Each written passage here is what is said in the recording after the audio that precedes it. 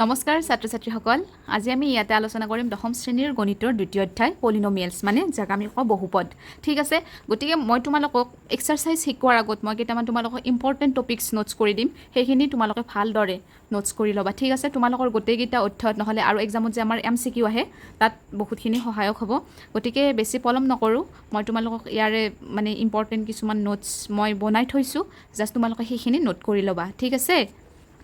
এতিয়া ইয়াতে চোৱা বহুপদ মানে হৈছে আমাৰ পলিনোমিয়েলছ গতিকে তোমালোকে জানা না বহুপদ মানে য'ত বহুত কেইটা পদ থাকে তাকে আমাৰ বহুপদ বুলি কয় গতিকে তাৰ ভিতৰত তোমালোকে কেইটামান টপিকছ মনত ৰাখিবা মানে কিছুমান MCQ টাইপত আহি যায় এক্সামত গতিকে সেইটো হৈছে তোমাৰ যে একমাত্ৰাৰ বহুপদক ৰৈখিক বহুপদ বোলে যেনে 2x - 3 বা √3x + 5 তাৰ মানে যিবিলাক বহুপদৰ মাত্ৰা 1 হ'ব সিহঁতক আমাৰ কি বুলি কয় ৰৈখিক বহুপদ বুলি কয় মানে যাৰ মাত্ৰা 1 হ'ব তাক ৰৈখিক বহুপদ ঠিক আছে কাৰণ ৰৈখিকটো এটা বহুপদ ন কাৰণ ইয়াতে x ৰ ওপৰত কি আছে একো নাই মানে 1 আছে ইয়াতে x ৰ ওপৰত একো নাই মানে কি আছে 1 আছে এইখিনি নোটছ কৰি ল'বা ঠিক আছে যে একমাত্ৰাৰ বহুপদক ৰৈখিক বহুপদ বোলে তাৰ পিছত কৈছে যে দুই মাত্ৰাৰ বহুপদক দ্বিঘাত বহুপদ বোলে মানে ইংৰাজীত ইয়াক কোৱাড্ৰেটিক মানে শব্দটো কোৱাড্ৰেট শব্দৰ পৰা উৎপন্ন হৈছে যাৰ অৰ্থ বৰ্গ মানে স্কোয়াৰ গতিকে যাৰ আমাৰ মাত্ৰা 2 হ'ব সেইটো আমাৰ দ্বিঘাত বহুপদ হ'ব ঠিক আছে এইটো বুজি পালা তাৰপিছত আহিল তোমাৰ বহুপদৰ মাত্ৰা যে বহুপদৰ মাত্ৰা মানে কি যদি xত px এটা বহুপদ ৰাখি তেন্তে pxত xৰ উচ্চতম ঘাতকে বহুপদৰ মাত্ৰা বোলে তোমালোকে বহুপদৰ মাত্ৰা উলিয়াবলৈ পাবা গতিকে এটা বহুপদৰ মাত্ৰা মানে কি যিটো আমাৰ মানে বহুপদৰ উচ্চতম ঘাত সেইটোকে আমাৰ কি বুলি কোৱা হয় বহুপদৰ মাত্ৰা বুলি কোৱা হয় ঠিক আছে এতিয়া আমি যেহেতু বহুপদ ৰাখি ইয়াত আলোচনা কৰিম গতিকে বহুপদ ৰাখি মানে কি ধৰা হ'ল এইটো নে জাষ্ট ফৰ এক্সাম্পল দে এইবিলাক ধৰ x³ - 3x² + 3x + 2 গতিকে এইটো আমাৰ এটা বহুপদ ৰাখিব এইকাৰণে বহুপদ ৰাখিব কাৰণ তাত আমাৰ মাত্ৰা 3ও আছে 2ও আছে 1ও আছে মানে বহুত কেইটা আছে সেইকাৰণে এইটো বহুপদ ৰাখি ঠিক আছে তাৰপিছত তোমালোকে কিছুমান পাবা যে বহুপদ ৰাখি কেতিয়া নহয় বা কেতিয়া বহুপদ ৰাখি হয় যে বহুপদ ৰাখি আমাৰ কেতিয়া নহয় যদি চলক মানে xyz বিলাক যদি হৰণত আবদ্ধ হৈ থাকে তেতিয়া সি বহুপদ ৰাখি নহয় আৰু চলকত যদি আমাৰ বৰ্গমূল চিন থাকে তেতিয়াও আমাৰ কি নহয় বহুপদ ৰাখি নহয় আৰু চলকৰ ঘাতটো যদি আমাৰ ঋণাত্মক হয় তেতিয়াও আমাৰ কি নহয় বহুপদ ৰাখি নহয় এতিয়া তোমালোকে ভাবিব পাৰা যে মানে কি গতিকে যেতিয়া আমি মেথছবিলাক কৰিম তেতিয়া তোমালোকে ভালদৰে বুজি পাই যাবা কিন্তু এইখিনি মই যিখিনি কৈছোঁ কিন্তু ভেৰি ভেৰি ইম্পৰ্টেণ্ট দেই তোমালোকৰ কাৰণে MCQ এইখিনি চালে MCQ তোমালোকৰ কাৰণে বহুতখিনি সহায়ক হ'ব বুলি মই ভাবোঁ এতিয়া ধৰ মই এতিয়া যে কৈছোঁ বহুপদ ৰাখি কোনটো নহয় গতিকে এতিয়া মই ইয়াত কেইটামান এক্সাম্পল দিছোঁ ইয়াতে কৈছে যে তলৰ কোনটো বহুপদ ৰাখি নহয় হয়নে গতিকে ইয়াতে এনেকৈ দিছে আৰু √2x² + 3x + √7 3x² + 7x + 8 2x² + 1/x + 2 3x² + 5x + 2 এতিয়া আমি যদি কওঁ ইয়াৰে বহুপদ ৰাখি কোনটো নহয় মইতো তোমালোকক কেইটামান নিয়ম দিছিলোঁ যে যদি আমাৰ কি বুলি কয় হৰণত আবদ্ধ হৈ থাকে চলক xyz মানে xyz যিকোনো হ'ব পাৰে আৰু সেই চলকবিলাক যদি হৰণত আবদ্ধ হৈ থাকে তেতিয়া সি এটা বহুপদ ৰাখি নহয় গতিকে ইয়াতেতো হৰণত আবদ্ধ হৈ থকা নাই বা বৰ্গমূল চিহ্ন চলকত বৰ্গমূল চিহ্ন নাই ঠিক আছে ঋণাত্মক চিহ্ন নাই কিন্তু ইয়াতে এটা আমাৰ হৰণত আবদ্ধ হৈছে এই চলকটো 2x² + 1/x + 2 মানে এইটো আমাৰ হৰণত আবদ্ধ হৈছে গতিকে আমাৰ অপশ্যন নম্বৰ হ'ব 3টো হ'ব আমাৰ মানে এনচাৰ গতিকে 3 নম্বৰটো আমাৰ কি নহয় বহুপদ ৰাখি নহয় গতিকে এইকেইটা নিয়ম জানিলে তোমালোকে ডাইৰেক্টলি উলিয়াব পাৰিবা যে কোনটো বহুপদ ৰাখি হয় কোনটো বহুপদ ৰাখি নহয় অ'কে তাৰপিছত নেক্সট আৰু কেইটামান লিখি ল'বা যে এক্সামত আহে মানে দেই MCQ হিচাপে এটা অশূন্য বহুপদৰ মাত্ৰা কিমান এনচাৰটো হৈছে আমাৰ 0 যে এটা অশূন্য বহুপদৰ মাত্ৰা হৈছে আমাৰ 0 মই এটা দিলোঁ যে ax² + bx + c দ্বিঘাত বহুপদৰ লেখডালে কিহৰ ওপৰত নিৰ্ভৰ কৰে আৰু ইয়াৰ আকৃতি কেনেকুৱা হয় যে এইটো আমাৰ a > 0 নাইবা a < 0 এইবিলাক এক্সামত MCQ হিচাপে আহি থাকে গতিকে মই যিখিনি কৈছোঁ তোমালোকে এইখিনি চেপ্টাৰটো পঢ়াৰ আগত কিন্তু নোটছ কৰি ল'বা ঠিক আছে আৰু ইয়াৰ লেখডালৰ আকৃতি কেনেকুৱা হয় অধিবৃত্ত হয় কৈছে যে লেখডালে x অক্ষৰ যিমানটা বিন্দুত ছেদ কৰে সিমানটা শূন্য হ'ব আমি এতিয়া অলপ আগতে এক্সাৰসাইজ যেতিয়া 2.1 কৰিম তেতিয়া তোমালোকে বুজি পাবা যে শূন্য উলিয়াব আহে গতিকে আমাৰ লেখডালে x অক্ষৰ মানে যিমানটা বিন্দুত কাটিব সেই বিন্দুকেইটাকে আমাৰ শূন্য সিমানটাই শূন্য হ'ব ঠিক আছে তাৰপিছত ax² + bx + c এইটো এটা দ্বিঘাত বহুপদৰ শূন্য দুটাৰ সমষ্টি সদায় কিমান -b/a মনত ৰাখিবা এইবিলাক মেথছ কৰিলে লাগিব আৰু শূন্য দুটাৰ গুণফল কিমান c/a শূন্য দুটাৰ সমষ্টি -b/a আৰু শূন্য দুটাৰ গুণফল c/a ঠিক আছে ax³ + bx² + cx + d এই বহুপদৰ শূন্য তিনিটা আলফা বিটা গামা হ'লে কি হ'ব আমাৰ আলফা + বিটা + গামা মানে আলফা + বিটা + গামা = কি হ'ব আমাৰ -b/a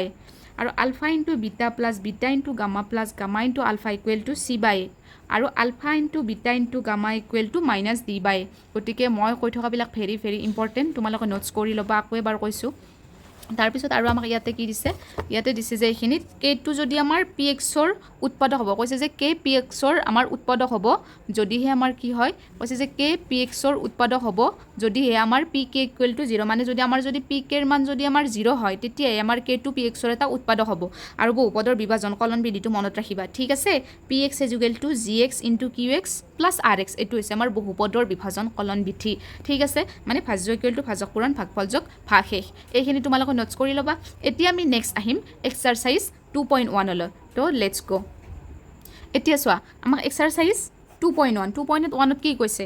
যে কিছুমান বহুপদ পি এক্স মানে জাষ্ট এটা ধৰি লৈছে আৰু পি এক্সৰ ক্ষেত্ৰত ৱাই ইকুৱেল টু পি এক্সৰ মানে লেখবোৰ তলৰ চিত্ৰ ইমানত দিয়া আছে প্ৰতিটো ক্ষেত্ৰত পি এক্সৰ শূন্য সংখ্যা উলিওৱা ঠিক আছে মই অলপ আগতে তোমালোকক কৈছিলোঁ আৰু সেইখিনি যদি নোটছ কৰি লৈছে চাই লোৱা তোমালোকে মই কৈছিলোঁ যে মানে লেখডালে এক্স অক্ষৰ মানে যিমানটা বিন্দুত কাটিব আমাক পি এক্সৰ শূন্যৰ সংখ্যা উলিয়াব দিছে যে লেখডালে মানে এই এক্স অক্ষৰ মানে যিমানটা বিন্দুত কাটিব সিমানটাই আমাৰ কি হ'ব শূন্য হ'ব শূন্য মানে আকৌ তোমালোকে ডাইৰেক্টলি 0 বুলি শূন্য মানে হৈছে মানে যিমানটা বিন্দুত কাটিব সেই বিন্দুকেইটাই আমাৰ কি হ'ব শূন্য হ'ব ঠিক আছে গতিকে এতিয়া আমি এইটো কৰিম গতিকে তোমালোকে ফাৰ্ষ্ট 1 নম্বৰটো চোৱাচোন ভালদৰে চোৱা চিত্ৰটো ভালদৰে চাইছা তোমালোক মানে চিত্ৰটো কি আৰু গ্ৰাফত মানে আমাক চিত্ৰকেইটা ডাইৰেক্ট বুজাই দিছে ন এক্স অ' এক্স ডেছ ৱাই অ' ৱাই ডেছ ঠিক আছে গতিকে এইডাল আমাৰ হৈছে এক্স অক্ষ আৰু এইডাল হৈছে আমাৰ ৱাই অক্ষ গতিকে ইয়াত লেখ আছে নেকি লেখ নাই আৰু লেখডালে আমাক এক্স অক্ষ কাটিছে নেকি কাটাই নাই হয়নে নাই গতিকে মই কৈছিলোঁ যে লেখডালে এক্স অক্ষক যিমানটা বিন্দুত কাটিব সিমানটা আমাৰ শূন্য হ'ব গতিকে আমাৰ কোনো বিন্দুত কাটাই নাই গতিকে আমাৰ কি হ'ব আমি লিখিব লাগিব যে যিহেতু লেখডালে এক্স অক্ষক এটাও বিন্দুত কাটা নাই মানে যিমানটা বিন্দুত কাটিলে হয় বিন্দুৰ সংখ্যা সিমানে হ'লে হয় যিহেতু লেখডালে এক্স অক্ষক এটাও বিন্দুত কাটা নাই গতিকে ইয়াৰ শূন্য নাই শূন্য কি হ'ব আমাৰ নাই যিমানটা যিটো বিন্দুত কাটিলে হয় সেইটো আমাৰ শূন্য হ'লে যিহেতু আমি 1 নম্বৰ চিত্ৰটো চাই গমেই পাইছোঁ ন এক্স অক্ষক মানে আমাৰ লেখডালে এক্স অক্ষক কোনো বিন্দুত কাটা নাই মানে কি যিহেতু লেখডালে এক্স অক্ষক এটা বিন্দুত কটা নাই গতিকে ইয়াৰ শূন্য নাই ঠিক আছে তাৰপিছত নেক্সট আহিল আমাৰ 2 নম্বৰ চিত্ৰটো চোৱা এই 2 নম্বৰ চিত্ৰটোত আমাক এই লেখডালে এক্স বিন্দুত কাটিছেনে নাই অবভিয়াছলি কাটিছে হয়নে নাই এক্স অক্ষক আমাৰ ইয়াতে কাটিছে মানে লেখডালে আৰু কেইটা বিন্দুত কাটিছে অনলি এটা বিন্দুত কাটিছে তোমালোকে চাবা কুৱেশ্যনটোত কি কৈছে মানে আমাৰ যে এক্স অক্ষক লেখডালে কোনটো বিন্দুত কাটিছে বাকী ৱাইত কাটিছে সেইটো আমাৰ বাদ দিয়া কাৰণ আমাক ইয়াতে কিহৰ শূন্যৰ সংখ্যা উলিয়াব দিছে এক্সৰ লেখডালে এক্স অক্ষক কিমানটা বিন্দুত কাটিছে আমি সেইটোৱে চাব লাগিব ঠিক আছে গতিকে লেখডালে আমাৰ এক্স অক্ষৰ এটা বিন্দুত কাটিছে গতিকে ইয়াৰ শূন্যৰ সংখ্যা হ'ব আমাৰ 1 আমি লিখিব লাগিব যে যিহেতু লেখটোৱে এক্স অক্ষক মাত্ৰ এটা বিন্দুত কাটিছে গতিকে শূন্যৰ সংখ্যা 1 বুজি পাইছা তাৰপিছত এইবাৰ আমি আকৌ 3 নম্বৰটো চাম 3 নম্বৰ চিত্ৰত চোৱা এইডাল আমাৰ এক্স অক্ষ হয়নে আৰু এইডাল এই লেখডাল এক্স অক্ষক কিমানটা বিন্দুত কাটিছে চোৱা 1 2 3 এইটো নহয় দেই কাৰণ আমি অনলি এক্স অক্ষৰে চাইছোঁ গতিকে এক্স অক্ষত কিমানটা বিন্দুত কাটিছে আমি সেইটো ডিপেণ্ড কৰিব লাগিব বাকী চাব নালাগে কেইটাত কাটিছে আমাৰ এক্স অক্ষক 1 2 3 গতিকে আমি ইয়াতে লিখিব লাগিব যে 3 নম্বৰটো যিহেতু আমাক লেখটোৱে এক্স অক্ষক 3টা বিন্দুত কাটে দেখিছা মই বুজাই দিলে 3টা বিন্দুত কাটে গতিকে শূন্যৰ সংখ্যা 3 ঠিক আছে লিখাটো এনেকৈ লিখি ল'ল তাৰপিছত এইবাৰ মই চাম 4 নম্বৰটোত কি কৈছে কিমান বিন্দুত কাটিছে আমাক 4 নম্বৰটোত চোৱা এইডাল এক্স অক্ষ কিমানটা বিন্দুত কাটিছে এই 1 2 বিন্দুত কাটিছে গতিকে শূন্যৰ সংখ্যা 2 গতিকে আমি লিখিম যে যিহেতু লেখটোৱে এক্স অক্ষক 2টা বিন্দুত কাটে গতিকে শূন্যৰ সংখ্যা 2 হ'ব ঠিক আছে তাৰপিছত এইবাৰ আমি চাম 5